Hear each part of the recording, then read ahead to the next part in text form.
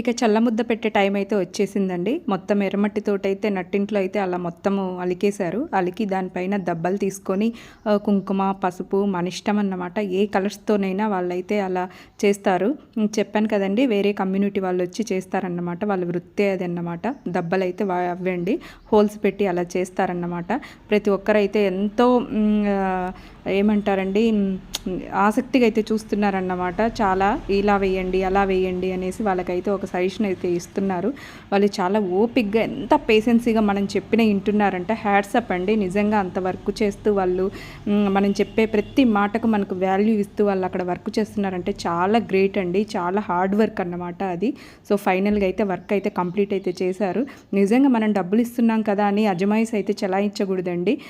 చెలాయించినా కూడా వాళ్ళు అలా రిసీవ్ చేసుకోరు కొందరు. వీళ్ళైతే చాలా రెస్పెక్టబుల్గా అయితే మనం చెప్పిన ప్రతి దానికి ఓపిక్గా అయితే వేసేసారన్నమాట. దాదాపు 1.5 అవర్ అయితే పట్టిందండి ఆ ముగ్గు. సో ఫైనల్గా అమ్మవారిని అయితే రెడీ చేసేసారు. మొత్తం జొన్నలతోటి అయితే చేశారన్నమాట. చాలా అంటే చాలా బాగా జరిగిందండి. నిజంగా నేనైతే ఫస్ట్ టైం చూస్తున్నాను.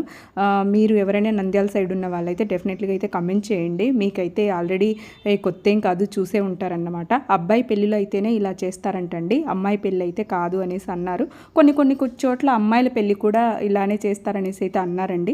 సో ఫైనల్గా అమ్మవారిని అయితే కూర్చోబెట్టేసి ఇంకా పూజిస్తున్నారన్నమాట.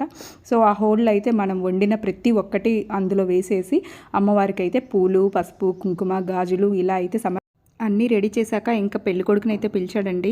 ఆ బాబేనండి మా అక్క కొడుకు అన్నమాట, పెద్ద కొడుకు మనదీప్ సాయి.